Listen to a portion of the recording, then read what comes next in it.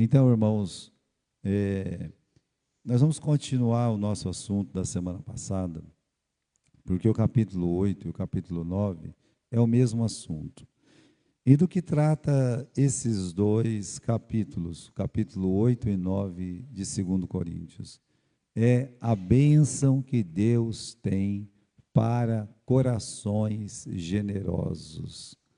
Quanto mais generoso for o seu coração para com a obra de Deus, quanto mais generoso for o seu coração para com aqueles que precisam, então você vai colher de volta. Por isso a gente fala, Deus está trabalhando sobre, avisando os generosos, olha, vocês serão abençoados. E aí, hoje nós vamos ver que o semeador, ele é o doador, o coração generoso, ele é um semeador. Então, o doador, aquele que doa para a obra de Deus, aquele que realmente se dispõe a ajudar no serviço do Senhor. Ele é um semeador. É o que a palavra de Deus ensina para nós. Então vamos ver uma recapitulação aqui, né? Vocês podem olhar o quadro ou podem olhar a lagartixa, né? Vocês têm a opção de ver. Aí pode ser que a lagartixa tem mais novidade que a gente, né? Vamos lá. O assunto ainda é ofertar, que para mim, na Bíblia, é um dos assuntos mais elevados, né? Para Deus na Bíblia. O apóstolo Paulo chama aqui a contribuição, a doação, ele chama de graça, tá? De graça. Nossas ofertas geram favores divinos. Deus quer encher o nosso colo com bênçãos abundantes e transbordantes. Então você vê aqui em Lucas 6,38, quando nós lemos que Jesus disse, deem e será dado, boa medida, recalcada, sacudida, transbordante. Ferir-se-á em seu colo, pois com a medida que vocês medirem, também vocês serão medidos. Dei e será dado. A figura que a gente tem no Velho Testamento é aquela bênção que Boaz ele deixa no colo de Ruth. Ruth é uma moça que ela não tem nada, mas ela entrega a vida dela para servir ao Senhor mesmo.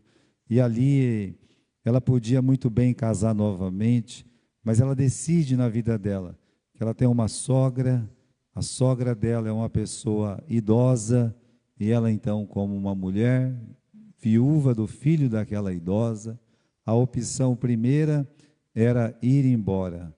A opção segunda, dentro da vontade de Deus, era cuidar da sua sogra, sem ter um centavo no bolso. Mas ela foi trabalhar de boia fria, não é nem de boia fria, pior que boia fria. E aí você vê aquele presente que ela recebe do Boaz. O Boaz fala assim, abre a sua aba. E aí ele joga 6 medidas lá naquela aba. Resumindo, você vê que Deus, para corações generosos, Deus vai dizer, abre a sua aba, e Deus vai sacudir, recalcar, colocar mesmo, como está no versículo aqui, boa medida, recalcada, sacudida, transbordante, porque Deus ama quem dá com alegria. Vimos no Salmo 41, que tem promessas para quem partilha, né? Aqui o Salmo 41, versículo de 1 a 3. O Senhor o livrará no dia do mal, né? O Senhor conservará em vida, ele vai ser abençoado na terra. O Senhor o sustentará no leito da sua enfermidade. São promessas de Deus para corações generosos. E a semana passada, quando a gente viu as ofertas das igrejas macedônias, o que motivou eles a doar? Eles eram bonzinhos, a filantropia, não. Ele disse, a graça de Deus. Você não doa porque você é bom, não. Você fala, oxalá alguém fosse bom. A graça de Deus que nos faz contribuir. Doaram em tempo de dificuldade, de muita perseguição e pobreza. Foram feitas ofertas com alegrias e voluntárias. Eles pediam, passa a coleta. É difícil isso. Aqui na nossa igreja a gente não passa a coleta. Mas alguns irmãos, eles pedem mesmo, pastor, eu quero ajudar. Amém, bendito seja Deus. Então essas igrejas da Macedônia, eles pediam, nós queremos contribuir, queremos ter a graça da contribuição. E a oferta foi proporcional, cada um deu de acordo com as possibilidades. Se houver prontidão, isto é, se tem disposição para dar, a oferta será aceitável segundo o que a pessoa tem e não segundo o que a pessoa não tem. Não tem, como é que Deus vai cobrar de quem não tem? A Ruth não tinha nada, mas ela tinha a vida dela para dar. A pessoa sempre encontra um motivo para se doar. É impressionante isso na Bíblia. Então ela não tem desculpa para não contribuir, ou se doar, ou doar, como a Ruth. Ela está ali pronta para fazer o que precisa, e aí então Deus a abençoa. Irmãos, vamos dar início aqui, né, em 2 Coríntios capítulo 9. Veja aqui no capítulo 9, no versículo 1, até o versículo 4, o apóstolo Paulo fala sobre evitar o inconveniente dos doadores. Por quê? 3 irmãos foram escolhidos, mais alguns, para ajudar, para passar pelas igrejas da Macedônia, da Acaia, e recolher as ofertas, que era o Tito, que era aquele irmão experiente, e era aquele irmão de quem tinha um bom testemunho. 3 irmãos, no final do capítulo 8, Paulo explica que esses 3 irmãos seriam enviados, e eles iam chegar lá para receber as ofertas dos macedônios. Agora imagine se o apóstolo Paulo, ele não avisa, porque como ele disse, olha, vocês têm dito que desde o ano passado vocês estão preparados, né? Agora, como Paulo disse, uma coisa é disposição, a outra coisa é o quê? É realmente a contribuição. Então Paulo diz, olha, com essa oferta que vocês estão falando, que vão dar para os santos aí, olha o versículo 1, né? Quanto à administração que se faz em favor dos santos, eu nem necessito, né? Eu sei que a prontidão do vosso ânimo, do qual glorio de vós para com os macedônios, né? A Caia está pronta desde o ano passado, o vosso zelo tem estimulado muito, mas eu enviei esses irmãos para que a nossa glória acerca de vós não seja vã nessa parte, para que, como eu já disse, possais estar pronta. Você, olha, gente, eu mandei esses irmãos aí e estou avisando com antecedência, né, para vocês estar prontos, né? Vocês precisam ficar prontos. Isso só pode ser coisa de um pai para um filho. De um pai chegar e dizer, olha, vai passar um pessoal aí, fique pronto, né, para vocês poderem receber bem as pessoas que vão passar na sua casa. Coisa mais estranha, triste, assim, que pode acontecer para uma pessoa que gosta de receber outras pessoas, é não ser avisado e ele não poder fazer o que ele podia fazer. Então, Paulo, ele está avisando de antemão para não ter inconveniente, sabe? Evitar inconveniente aos doadores. E é isso que é o motivo. As ofertas devem ser bênção, não peso. Aqui, irmãos, o apóstolo Paulo está preocupado no versículo 4, por quê? A fim de que, se acaso os macedônios vierem comigo e vos acharem desapercebidos, não nos envergonhamos nós, ou para não dizer vós, para não chegar aí vocês não ter nada para ofertar. Então, para não ter essa vergonha, né? Versículo 5, portanto, eu tive por coisa necessária exortar esses irmãos, para que primeiro fosse ter convosco e preparasse de antemão a vossa bênção, já antes anunciada, para que esteja pronta como bênção e não como peso, não como avareza, como peso. Olha, eles vão chegar um pouquinho antes aí, para deixar essa carta que eu estou escrevendo, E aí vocês vão ficar avisados que a coleta vai passar. Né? Ou seja, vocês se preparem, porque vocês estão falando que vocês estão assim prontos, né? Que tem uma disposição de coração, mas agora é preciso realmente ofertar. Eu citei o exemplo para vocês na semana passada, na Convenção Batista dos Estados Unidos, eles tinham assim projetos, né? Então eles ofertavam antes, no sentido de mentalmente, olha, quanto que a nossa igreja pode contribuir. Aí eles faziam aquele rateio. Olha, essa família vai dar tanto, essa família vai dar tanto. E eles avisavam o pessoal da convenção e diziam assim: olha, a igreja aqui vai arrecadar US$ 1.000. Só que tinha um bonitão lá, que sempre que tinha esse negócio aí, ele falava: olha, minha família vai dar US$ 500, né? E na hora de colher a oferta, faltava quase que metade, né? No mínimo um terço. O pastor recém-chegado na igreja, chegou no tesoureiro e disse: tesoureiro, em todas as igrejas eles fazem uma projeção e eles ultrapassam a projeção. Aí quando vem o secretário, né, eles ultrapassam, tem mais dinheiro do que foi acordado. E essa igreja aqui, olha, a gente não conseguiu alcançar o alvo, né? Aí o tesoureiro acostumado disse: não, pastor, aqui é assim mesmo. E tem um irmão aqui, um engraçadinho, que na hora que eles estão falando, ele levanta a mão e diz que vai dar um montão. Ele nunca dá nada.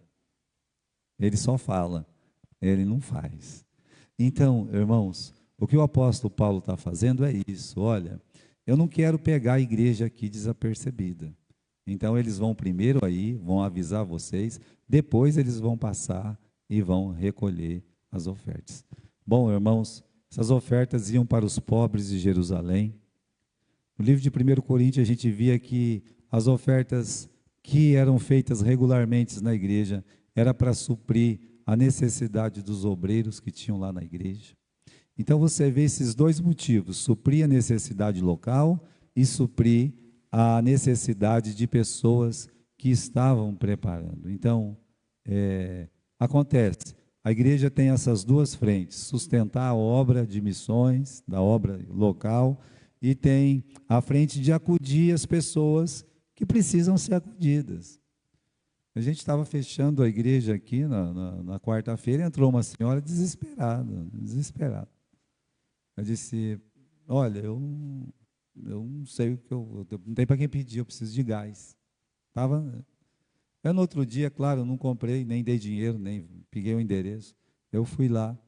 E o que eu vi foi uma necessidade muito grande, sabe? Eles estavam cozinhando em cima de uma lata lá, alguma coisa, uns negocinhos assim, e sem gás, sem nada. Alguém doou um gás para eles. E aí o que aconteceu? Eles saíram, o casal saiu, e quando eles voltaram, a casa estava arrombada e havia sido roubado o gás, né? Então a pessoa já é pobre, ainda vai um bonito lá e rouba. Irmãos, a igreja, ao invés dela ficar falando disso e daquilo, ela tem que ajudar. Se o irmão está precisando, tem pessoas, meus irmãos, que é como Paulo fala, que realmente deixa a desejar. Mas eu não acredito que tenha sido o caso de muitos casos da nossa igreja. Então, veja, a igreja tem cumprido o papel dela, que é essas duas frentes, acredito que esteja cumprindo esse papel, né? Eu estava contando para os irmãos, né? Nós temos um casal, doente, muito doente, né? A menina foi operada, quer dizer, vai receber 15 dias, não vai mais receber até o INSS pagar. Estava conversando com o Alexandre ali, né, lá do Morumbi. Ele disse: pastor, meu cunhado, ele deu entrada no INSS, ele voltou a trabalhar e já depois de mês é que foi receber aquilo que estava de direito dele. Se ele dependesse daquilo, ele estava muito... Sabendo que o irmão teve cancelado o benefício dele. Mais a esposa. O que a igreja tem que fazer? A igreja tem que acudir. A igreja tem que ir e ver a necessidade e fazer o que a Bíblia manda. É assim que nós devemos nos portar, né? Sempre desse jeito. Então, irmãos, Paulo queria evitar esse desconforto dele chegar lá e não ter nada preparado. E aí no versículo 6, nós temos aquele versículo que dá tema para a nossa mensagem.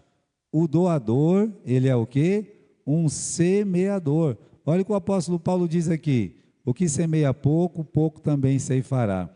O que semeia em abundância ceifará. Semear pouco ou muito é uma questão pessoal.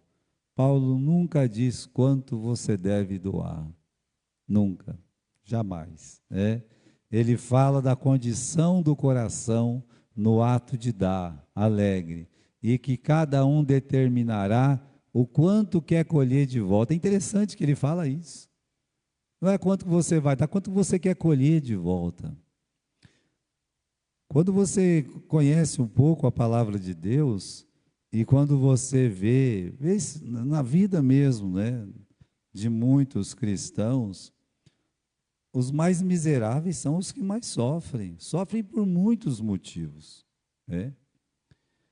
Enquanto que os mais generosos acabam sendo mesmo os mais abençoados por muitos motivos. Não é uma questão de conta bancária, é uma questão de Deus agir na vida dele, da esposa, dos filhos e parentes. Deus vai colocar a mão, que é uma promessa que ele faz. O que semeia pouco, pouco também ceifará, né? E o que semeia em abundância, ele vai colher em abundância, né? Ofertas são sementes de uma colheita futura, né? Então, o que abre o coração para ofertar, está abrindo sua vida para receber grandes bênçãos de Deus. É um investimento espiritual. Eu vejo as pessoas hoje, eu fico até impressionado, né? Estou vindo aqui pela avenida, acabou de abrir uma academia grande à direita, está abrindo uma maior ainda à esquerda, fora as que já tem. Você está virando ali a esquina do César e tem uma na frente ali, faz a curvinha, já tem outra enorme, né? E quando não, você passa lá na Avenida das Esmeraldas, é os bonitinhos andando de bicicleta, pedalando, né? É um investimento no corpo. É bom, é excelente esse investimento no corpo. Eu sou favorável, tá, ao investimento no corpo, para que a pessoa se exercite, para que a pessoa possa mesmo cuidar do seu bem-estar corporal. E tem pessoa que exercita a mente com boas leituras, com a leitura da Bíblia. Isso é um exercício maravilhoso, que a mente ela não fica, né, a ver navios.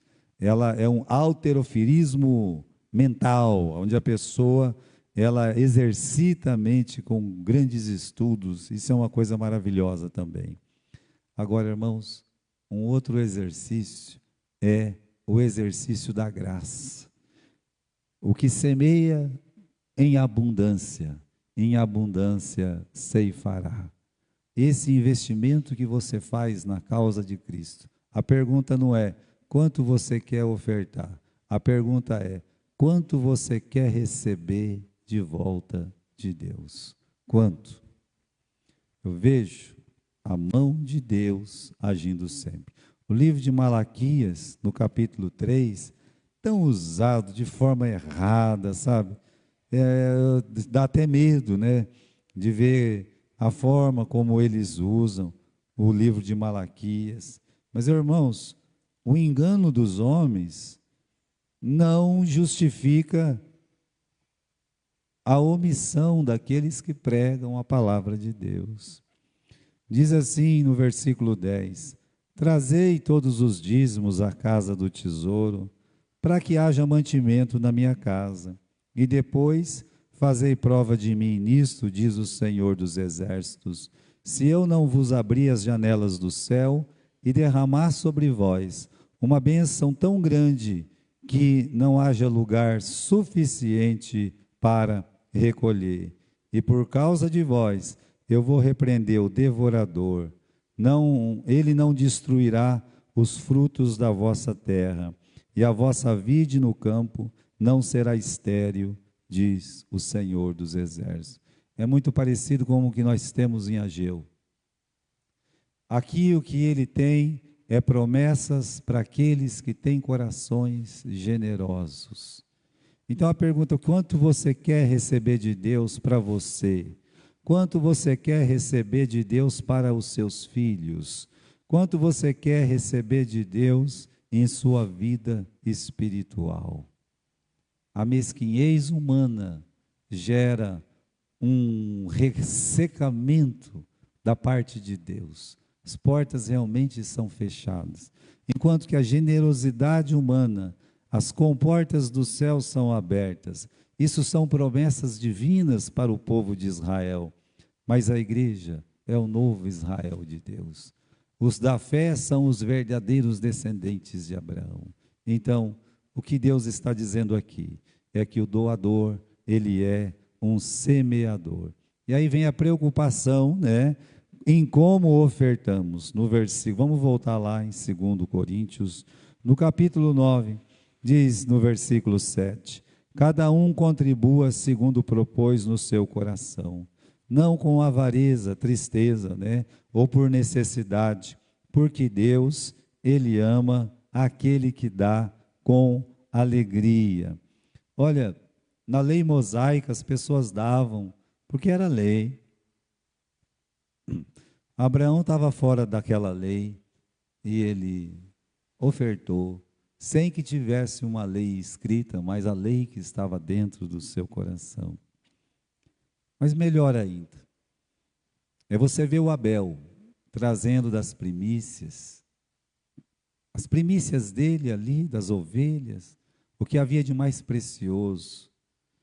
E como Deus recebeu com um coração tão gracioso também. Irmãos, olha, o que nós temos, com que espírito devemos ofertar?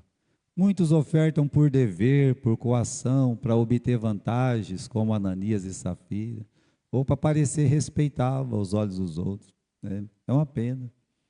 Não tem bênção aí, não tem recompensa divina aí, não tem. Agora, na nossa generosidade, segue a linha do milagre da multiplicação, onde Cristo pega aquele pão, sabe?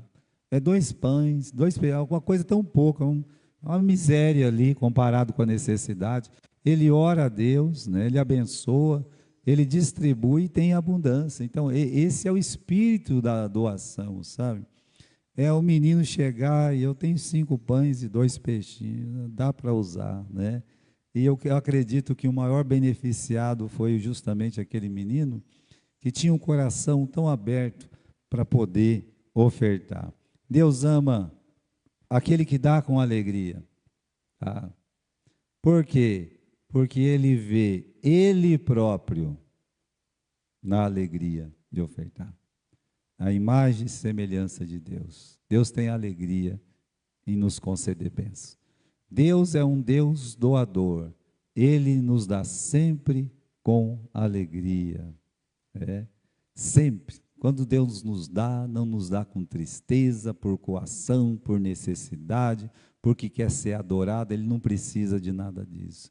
Ele nos dá porque Ele nos ama. É assim. E quanta coisa Ele nos dá. Mas temos uma pergunta aqui. O que eu ganho em ofertar com alegria? Ô pastor, o que eu ganho?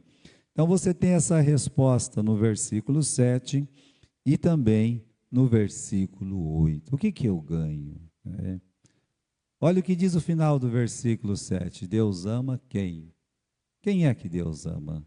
Deus ama quem dá com alegria. Em primeiro lugar, você ganha um amor diferenciado de Deus. É promessa de Deus. Existe algo maior e melhor do que ser objeto especial do amor de Deus?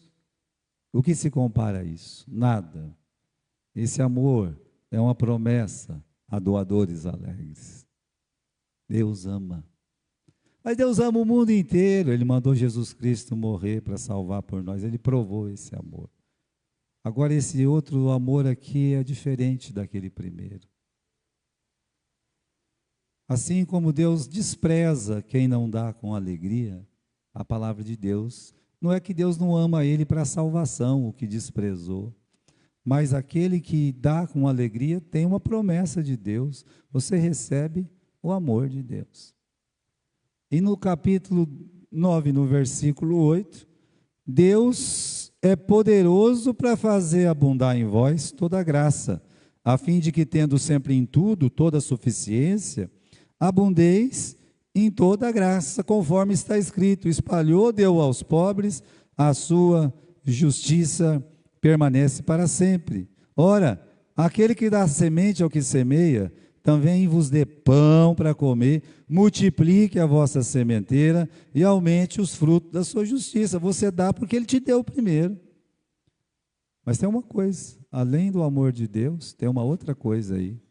Você ganha a generosidade de Deus. Agora, isso aqui é muito profundo. O coração doador, o coração generoso, às vezes ele não é nem doador e nem generoso. Ele precisa de um puxão de orelha, como lá em Malaquias: fazei prova de mim. Às vezes Deus permite que as pessoas façam prova dele, como ele permitiu para o Gideão, por exemplo. Não é o modus operandi de Deus, é o modo permissivo de Deus. Mas Deus, ele permite. Mas o que nós temos aqui é que aquele coração generoso, aquele que dá a semente ao que semeia, tem uma promessa aqui, irmãos, nesse versículo. Dá uma olhada aí no versículo 10, né? Também vos dá pão para comer. Isso é uma coisa, pão para comer. O pedido da oração do Pai Nosso é o pão cotidiano, tá? Agora, ele multiplique a vossa semente. Está vendo? O doador é um semeador.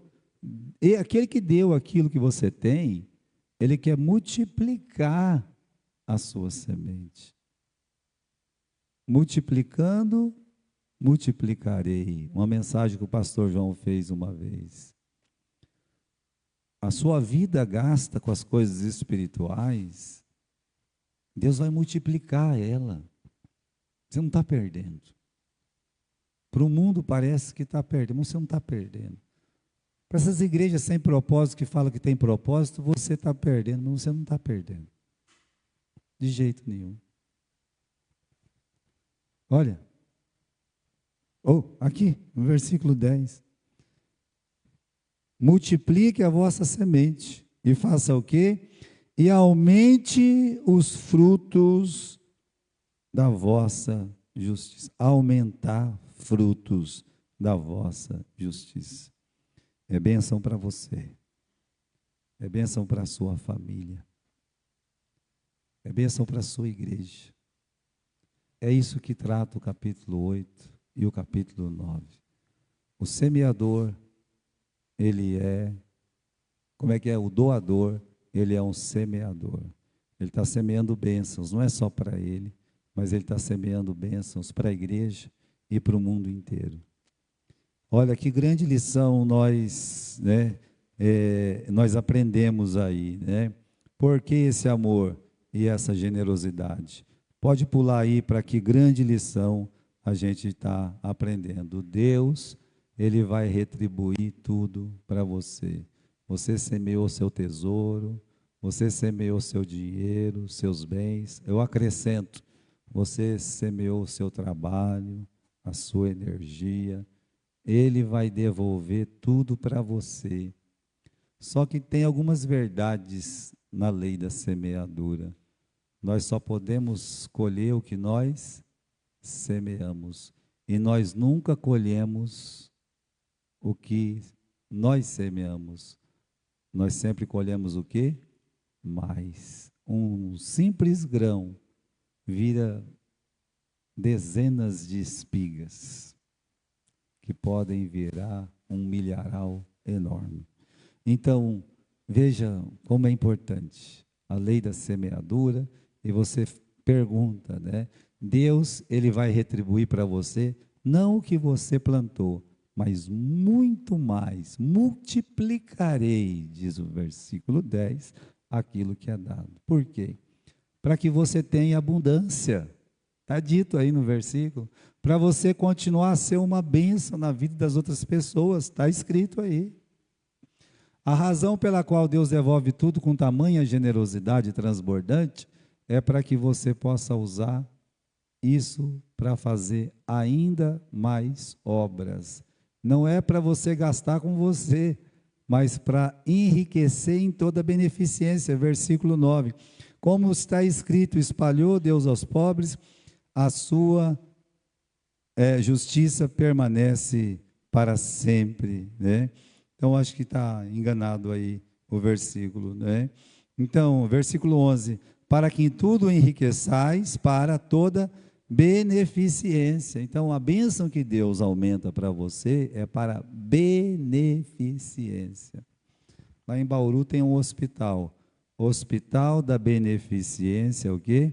Português. Beneficência é mais que bondade. Às vezes a gente desconhece a língua portuguesa. A bondade pode ser feita por uma pessoa má, ruim. A beneficência é aquele desejo do coração generoso em contribuir. Quando diz Hospital da Beneficência Portuguesa, esperava-se que os portugueses estivessem com o coração pronto para ajudar quem estava doente. Isso é beneficência. Então, para que Deus vai aumentar a minha sementeira? Olha, enriquecer em toda a beneficência. Ele quer que você ajude mais ainda, mais e mais e mais, muito mais. Eu quero terminar, irmãos, dizendo que nossas ofertas, elas se transformam em louvores a Deus e orações para nós. Veja aqui no versículo 11, 12 e 13. Para que em tudo enriqueçais em toda beneficência, a qual faz com que por mim, por você, meu irmão, se você ou eu ofertar, se deem graças a Deus. 12. Porque a administração desse serviço não apenas supre a necessidade dos santos, mas também é abundante em muitas graças que se dão a Deus. 13. Visto que na prova desta administração glorificam a Deus pela submissão. O que esses 3 versículos estão dizendo? Que a tua oferta vai chegar para alguém. E a tua oferta vai chegar para algum missionário que vai estar trabalhando. E alguém vai se converter. E vai se lembrar, como eu sempre me lembro, que alguém andou 3.000 quilômetros para falar do amor de Jesus Cristo para mim. Quando alguém olha e diz assim, Senhor, muito obrigado porque alguém pregou a palavra e eu me converti. O que Deus está querendo dizer aqui é que aquela oferta que você mandou está sendo dando graças a quem? A Deus. Deus está sendo louvado. As pessoas estão agradecendo a Deus. Por isso esse versículo 10, dá uma olhadinha aí, 10 não, 12, né? Versículo 11, que diz assim, para que em tudo enriqueçais em toda beneficência, a qual faz que por nós, por você, por mim, por você, se tivermos o coração generoso, vai ser dado graças para quem? Vai ser dado graças a Deus, por um coração generoso. Isso é uma coisa. A outra coisa, meus irmãos, é que além de Deus ser agradecido, você manda uma oferta para a igreja comprar alguma coisa para alguém que está precisando. Aquela pessoa que recebe, eu estou precisando de um óculos, a igreja vai lá, ajuda a comprar um óculos, por exemplo. Ela coloca aqueles óculos e ela agradece a quem? Ela agradece a Deus. Senhor, muito obrigado. Eu quero te agradecer, Senhor. Nas histórias que o pastor João contava, às vezes eu ficava assim, impressionado com a bondade dos irmãos americanos. E às vezes, não pela boca dele, né, por outro missionário, uma vez dando um testemunho na igreja, o que as pessoas doavam para as missões. Vocês acreditam que o dia que eu escutei aquilo, eu cheguei em casa, eu chorei, olha, eu chorei, né? E eu ainda estava começando o ministério, não estava, sabe, era um aluno lá do seminário. O, o pessoal usava aqueles, sabe aquele chá? Os americanos usam muito aquele chá sabe, aquelas coisinhas. Então, vinha caixas e caixas daquele chá para os missionários. Só que eram todos chás já usados, né? Não por ter sido usados, mas eu acreditava assim que para Deus a pessoa tem que dar o melhor. Já chegava todos os usados lá para os missionários. Alguém colocou na cabeça que era para guardar aquilo e mandar para a Índia, e mandar para não sei aonde, para a África.